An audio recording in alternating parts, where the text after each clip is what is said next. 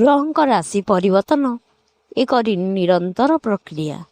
ରାଶିଙ୍କ ଶୁଭ ଅଶୁଭ ସମୟ ନିର୍ଦ୍ଧାରିତ କରିବାରେ ଗ୍ରହଙ୍କ ଭୂମିକା ଅତ୍ୟନ୍ତ ଗୁରୁତ୍ୱପୂର୍ଣ୍ଣ ବୋଲି ବିବେଚନା କରାଯାଇଛି।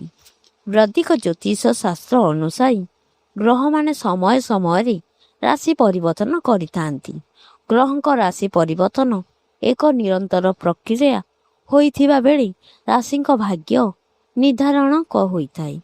ବୃହସ୍ପତି ହେଉଛନ୍ତି ଦେବଗୁରୁ। ଗ୍ରହମାନଙ୍କ ମଧ୍ୟରେ ଶୁଭ ହେଉଛନ୍ତି ଗୁରୁ ଗ୍ରହ। ବିଶ୍ୱାସ କରାଯାଏ କି ଯେତେବେଳେ ବି ଗୁରୁ ଗୋଚର କରନ୍ତି କିଛି ରାଶିଙ୍କ ଭାଗ୍ୟ ପରିବର୍ତ୍ତନ ହୋଇଥାଏ। ଗ୍ରହଙ୍କ ରାଶି ପରିବର୍ତ୍ତନ ଜୀବନରେ ଉତ୍ଥାନ ପତନକୁ ନିର୍ଦ୍ଧାରଣ କରିଥାଏ।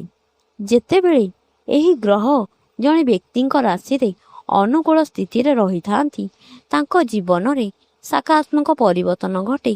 ଗତକାଲିଠାରୁ କର୍କଟ ରାଶିରେ ପ୍ରବେଶ କରିସାରିଲେଣି ବୃହସ୍ପତି, ଯାହା ଫଳରେ କିଛି ରାଶିରେ ବିରାଟ ପରିବର୍ତ୍ତନ ଦେଖିବାକୁ ମିଳିବ। ଦୀର୍ଘ ଦିନ ପରେ ଏଭଳି ବିରଳ ସଂଯୋଗ ହୋଇଛି। ରାଶିଙ୍କ ଜୀବନରେ ଅନେକ ପରିବର୍ତ୍ତନ ହେବାକୁ ଯାଉଛି। 12ଟି ଯାକ ରାଶିଙ୍କ ଉପରେ ପ୍ରଭାବ ପଡ଼ିବାକୁ ଯାଉଥିବା ବେଳେ କିଛି ରାଶିରେ ଅତ୍ୟନ୍ତ ଶୁଭ ସମୟ ରହିଛି, ଯେପରିକି ମେଷ ରାଶି। ମେଷ ରାଶିରେ ଗୁରୁଙ୍କ ରାଶି ପରିବର୍ତ୍ତନ ମେଷ ରାଶିର ବ୍ୟକ୍ତିଙ୍କ ପାଇଁ ଅତ୍ୟନ୍ତ ଅନୁକୂଳ ହେବାକୁ ଯାଉଛି। ଏହି ରାଶିର ବ୍ୟକ୍ତି ପ୍ରତ୍ୟେକ କାର୍ଯ୍ୟରେ ଶୁଭ ଫଳ ପାଇବେ। ଆର୍ଥିକ ସ୍ଥିତି ମଧ୍ୟ ପୂର୍ବ ଅପେକ୍ଷା ଅଧିକ ବୃଦ୍ଧି ପାଇବ। ମେଷ ରାଶିର ଏହି ରାଶିର ବ୍ୟକ୍ତିଙ୍କ ପାଇଁ ଧନ ଲାଭର ନୂତନ ଉପାୟ ଖୋଲିବ। ଗୁରୁଙ୍କ ଗୋଚର ଆପଣଙ୍କ ଜୀବନରେ ଭଲ ପରିବର୍ତ୍ତନ ଆଣିବ। ଶୁଭ ପ୍ରଭାବ ଯୋଗୁଁ ଆପଣ ଟଙ୍କା ରୋଜଗାର କରିବାକୁ ସକ୍ଷମ ହେବେ।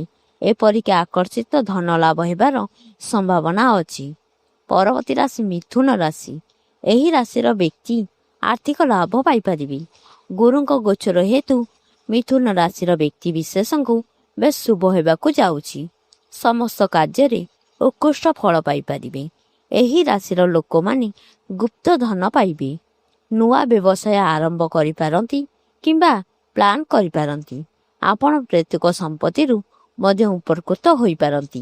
ମିଥୁନ ରାଶିର ବ୍ୟକ୍ତିବିଶେଷ ନୂଆ କିଛି କରିବାକୁ ଚାହୁଁଥିଲେ ସେଥିରେ ସଫଳ ହେବାର ସମ୍ଭାବନା ଅଧିକ। ଅଚାନକ ଧନ ସମ୍ପତ୍ତି ମିଳିବ। ଟଙ୍କା ପଇସାର ଅଭାବ ରହିବ ନାହିଁ।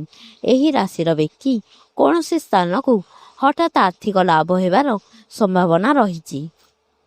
ସିଂହ ରାଶି। ଗୁରୁଙ୍କ ପ୍ରଭାବ ହେତୁ ସିଂହ ରାଶିର ବ୍ୟକ୍ତି ବ୍ୟବସାୟରେ ବହୁତ ଅଗ୍ରଗତି କରିବେ। ଆକର୍ଷିତ ଭାବେ ଧନ ଲାଭ ହେବାର ସମ୍ଭାବନା ରହିଛି। ଛାତ୍ରଛାତ୍ରୀଙ୍କ ପାଇଁ ବେଶ ଶୁଭ ସମୟ ରହିବ। ନୂଆ କିଛି କରିବାକୁ ପ୍ରୟାସ କରୁଥିଲେ ସଫଳ ହେବେ। ନୂତନ ବ୍ୟବସାୟ ବି ଆରମ୍ଭ କରିପାରନ୍ତି। ନୂଆ କିଛି କରିବାକୁ ପ୍ରୟାସ କରୁଥିବା ସେଥିରେ ସଫଳତା ପାଇବାର ସମ୍ଭାବନା ଅଧିକ ରହିଛି। ପାରିବାରିକ ସ୍ଥିତି ସ୍ୱାଭାବିକ ରହିବ। କୌଣସି କାର୍ଯ୍ୟ ପାଇଁ ଦୂର ସ୍ଥାନକୁ ଯାତ୍ରା କରିପାରନ୍ତି। ଆର୍ଥିକ ଲାଭ ଦୃଢ଼ ସମ୍ଭାବନା ରହିଛି। କନ୍ୟା ରାଶି। କନ୍ୟା ରାଶିର ବ୍ୟକ୍ତିବିଶେଷ ପ୍ରତ୍ୟେକ ସମ୍ପତ୍ତିରୁ ଉପକୃତ ହେବେ। ଦେବଗୁରୁଙ୍କ ସକାରାତ୍ମକ ପ୍ରଭାବ ଆପଣଙ୍କ ଜୀବନରେ ସମୃଦ୍ଧିର ଆଣିବ। ଆର୍ଥିକ ଧାର୍ମିକ କାର୍ଯ୍ୟକଳାପ ବହୁତ ଆଗ୍ରହୀ ହେବେ। ବାକି ଥିବା ଟଙ୍କା ମିଳିବ। ରାଶିର ଲୋକଙ୍କ ସମ୍ମାନ ସମାଜରେ ବୃଦ୍ଧି ପାଇବ। ଆପଣ ଟଙ୍କା ରୋଜଗାର ଉପରେ ସମ୍ପୂର୍ଣ୍ଣ ଧ୍ୟାନ ଦେବେ। ଏହି ରାଶି ଲୋକମାନେ ସେମାନଙ୍କ ପରିଶ୍ରମ ସମ୍ପୂର୍ଣ୍ଣ ଫଳ ପାଇବେ।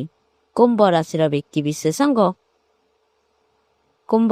ବ୍ୟକ୍ତିବିଶେଷଙ୍କ ଭଲ ସମୟ ଆରମ୍ଭ ହେବାକୁ ଯାଉଛି। ଏହି ମାସ ଭଲରେ ଅତିବାହିତ ହେବ। ପିଲାମାନଙ୍କର କିଛି ସମସ୍ୟା ଓ ପରିବାରରେ ହଠାତ୍ କୌଣସି ଘଟଣା ମନକୁ ବିବ୍ରତ କରିପାରେ। ବନ୍ଧୁଙ୍କ ଉପରେ ବୃଥା ସନ୍ଦେହ କରନ୍ତୁ ନାହିଁ, ଯାହାଦ୍ୱାରା ଲାଭ ବଦଳରେ କ୍ଷତି ହିଁ ହେବ। ଜମିଜମା ପରିବହନ ସମସ୍ୟା କ୍ରମଶଃ ଜଟିଳ ରହିବ। ବନ୍ଧୁଗଣ, ଆପଣଙ୍କର କେଉଁ ରାଶି ତାହା ଆମକୁ କମେଣ୍ଟ ମାଧ୍ୟମରେ ଜଣାନ୍ତୁ। ଭିଡ଼ିଓକୁ ଗୋଟେ ଲାଇକ୍, ସେୟାର, କମେଣ୍ଟ କରିଦିଅନ୍ତୁ। ଜୟ ଜଗନ୍ନାଥ।